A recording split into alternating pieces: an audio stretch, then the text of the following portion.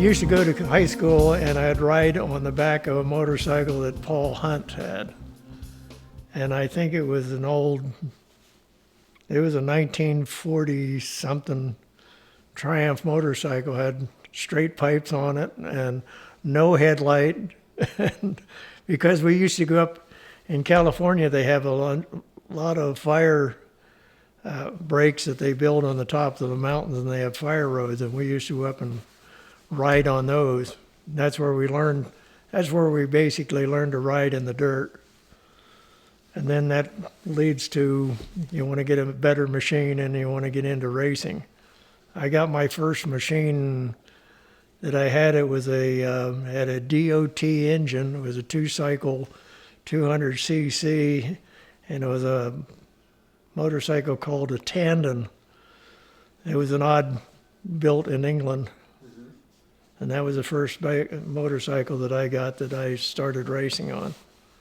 I had a speedometer on one of my motorcycles one time when I was up on Mulholland Drive, and I'm roaring along, and I was sliding around this corner, and I looked down and I was doing 70 miles an hour. So I went back home and I took the speedometer off. Because it's better not to know sometimes. It wasn't very populated in the San Fernando Valley at that time, and when you back up on Mulholland before they started building all the homes up there, you could go up there and you wouldn't run into a car or anything else because most of the thing, it was all washboard. So we could go up there and ride all the time. We could go on the fire roads. Now they take and send helicopters out if you start and go up there and ride. They'll send the helicopters up to follow you, and then they'll arrest you for trespassing. But we used to go up there and ride all the time.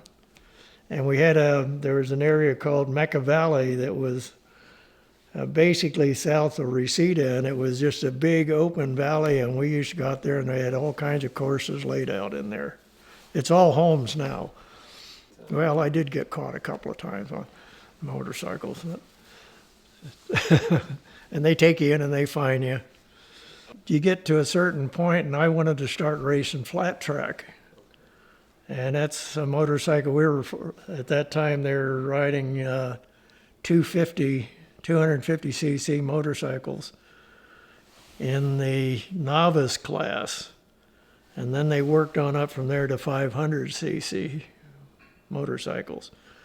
And we used to go down, I raced at Gardena racetrack, and you had to get a physical and all that to get a license, and you had to have a novice license to start racing on the professional tracks.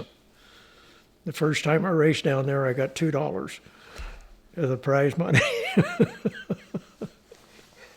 I belonged to a club called the Scramblers, and we had white, like a vest pullover, and it had a rampant lion on the front of it, and had Scramblers on the back of it.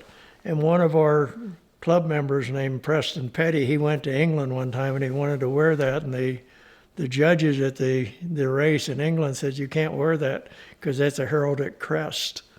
You can do that in the United States, but you can't wear it in England because it's part of the heraldic regalia. Well, the trophies kept getting bigger over the years, but I have several trophies that are only that size. Some of them are wood. There's one that's like a bronze loving cup, but I pretty much quit riding motorcycles in I think 1962. That's when I fell off at Ascot.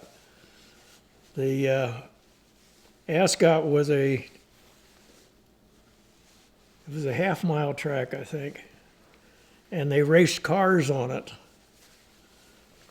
The sprint cars, and then they would come in and regrade it, and with a water truck, and then they had to regrade it for the motorcycles. And the thing is the cars would put these deep ruts in, and then when they graded it, they'd fill these ruts up. And I went down there, and I was going out for some practice loops. They had a practice time, and I went out and made a loop, and then I was coming down. I was kind of putting the power to it. And when I laid over and was sliding into the corner, I hit one of those ruts and it folded the front end up.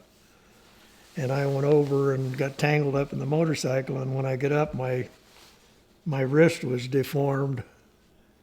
So they threw me in the ambulance, took me over and reset it, and then set it in a small cast. And then when I get back to I was living in Woodland Hills at that time, we went down to the doctor, and he had it x-rayed, and he saw that they had set the bone right, and when he put the cast on, he put it on from near the elbow all the way up to my second finger joint. And I spent 9 months like that. I'd go in every 6 weeks or so, and they would take the cast off and make sure it was all healing right, and then cast it up again. And I remember going to the bone specialist. From my doctor, I went to the bone specialist to look at it, and he told me, he says, normally, he says, when you break that bone, they put you in a cast for a year. So after 9 months, it had healed enough that I could get out of it, and then I could go back to work. I worked anyway. Yeah. I still had one hand, and I went out and I could get stuff, you could use it enough, and I went back to work anyway. I had to feed my family. That ended my racing career, because I sold my motorcycles, I sold my motorcycle trailer, and decided it was time to, be more of a father with the kids, because I had 3 children at that time. And it was kind of ding dong of me to be out racing anyway.